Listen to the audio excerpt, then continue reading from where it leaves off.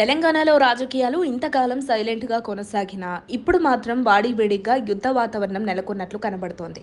ఎందుకంటే సుదీర్ఘకాలం తర్వాత మళ్ళీ తెలంగాణ తొలి సీఎం కేసీఆర్ ప్రత్యక్ష రాజకీయాల్లోకి రీఎంట్రీ ఇచ్చారు. ఇక సమయం ఆసన్నమైందని రంగంలోకి దిగిన కేసీఆర్ కొన్ని సంచలన నిర్ణయాలు తీసుకున్నారు.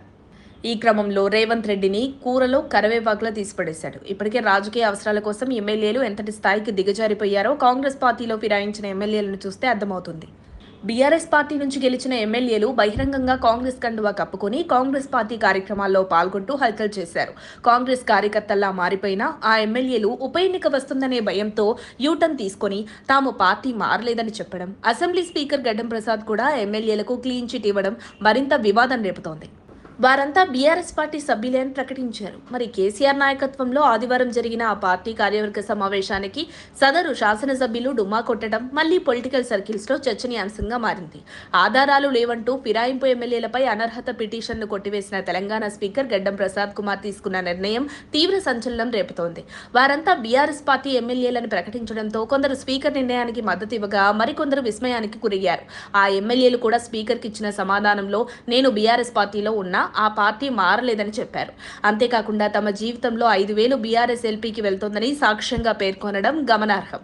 స్పీకర్ ధృవీకరణతో ఆ 5 ఎమ్మెల్యేలు బీఆర్ఎస్ పార్టీ నాయకులుగా గుర్తింపు పొందడంతో గులాబీ బాస్ కేసీఆర్ సమావేశానికి గైర్హాజరవ్వడంతో గులాబీ వర్గాల్లో చర్చ జరుగుతోంది. నదీ జలాల అంశంపై పార్టీ ప్రధాన కార్యాలయం తెలంగాణ భవన్లో కేసీఆర్ పార్టీ కార్యవర్గంతో సమావేశం జరిగింది.